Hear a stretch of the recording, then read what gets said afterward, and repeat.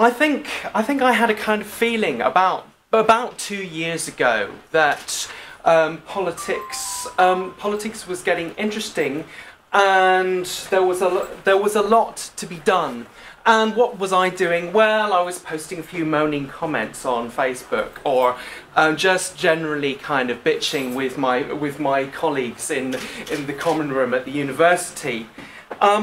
Well, it's kind of sense that, but I had a kind of sense, like, which has probably happened for a lot of you, this isn't good enough.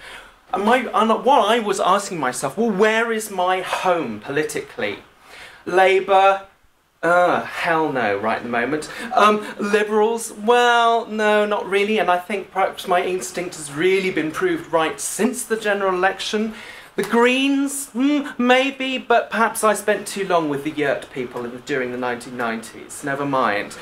I think my transformation to an activist after joining the party was the Digital Economy Act. The sense that we can see that there is legislation which is actively out to harm our access to the internet and an attack on our very basic freedoms. Now, as a musician myself, I was profoundly and deeply ashamed of the role that musicians, composers, the Musicians' Union were taking in pushing for this kind of legislation. I know that this legislation is not going to put an extra penny in that pocket. So I plucked up courage and I phoned into Radio 3 and had a question on one of the Radio 3 phone-in programmes, even coming up to the general election, and I was shit scared. I think many of you saw my tweet saying, please don't say fuck live on Radio 3. Do not say fuck live on Radio 3. And that, yeah, I was so tense before that, but actually it was like, in one sense, a kind of big weight was lifted for me of suddenly going, yes, I have a voice and it's time to speak out. And what's extraordinary, since that point, essentially a year ago, what a change. I think so even since becoming leader, I must have done well over 100 interviews. I've been on CNN, for crying out loud.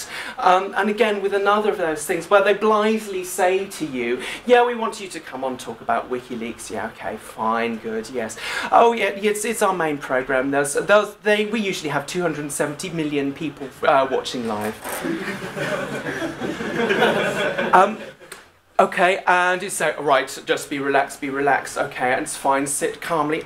Oh God, they perched me on a stool, do not fall off the stool, and so you kind of you start to learn all of that stuff. But actually, there was, it shows that even in a short time, with a little bit of bravery, I think we can all get out there and start to influence and get our voices heard. And I'm sure each one of you has similar stories also about how getting involved with these issues has actually kind of transformed your life. And or suddenly we find ourselves talking about constitutional amendments, shaping a political party. And I think a lot of us who joined the party joined out of passion and, yeah, of anger as well. And we need to refine that constantly, because we find ourselves at the difficult point now. We've been set up, and we're dealing with day to day every kind of the difficult stuff. And some of those things that don't make the heart beat faster. Yes, actually voting on lots of constitutional amendments, yeah, it's not necessarily the most thrilling stuff, but it's vital that we become taken seriously as a party. What have we achieved, since that point where we set up? Well, what we've achieved is the fact that we've managed to set ourselves up at all, and that we've managed to survive. And huge thanks to tireless members. I can see people around here, and also the people who are much more, have much more seniority than me on the NEC, for example, John and Peter. It's people who have been involved, actually really doing that spade work.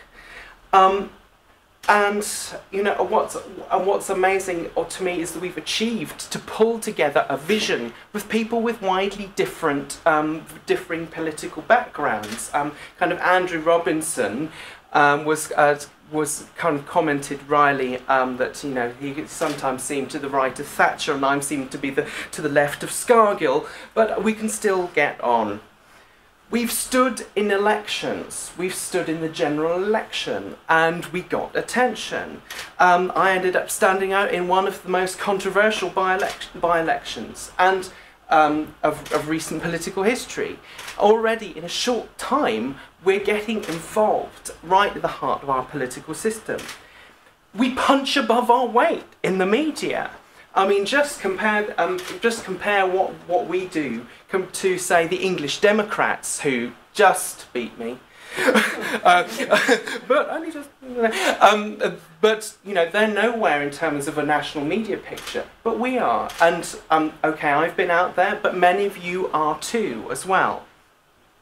And also, we're having a great, and we're also being able to analyse, do good political analysis. I'd like to pay tribute to Will's work in terms of actually putting out very considered pieces on the Digital Economy Act and kind of and some of the kind of legal backgrounds to our work. And we're even attracting the attention of other politicians. One Liberal Democrat councillor recently compared the birth of the Pirate Party movement to the birth of the Green movement. And our activism is keeping issues on the agenda. By our activism, by our bloody-mindedness, by the fact that we keep on hounding ACS, and we keep on talking about the Digital Economy Act, that we keep on talking about copyright, that we keep on talking about civil liberties, that we keep on talking about ACTA, that we are keeping these things on the agenda, difficult issues that actually very few other parties really care about.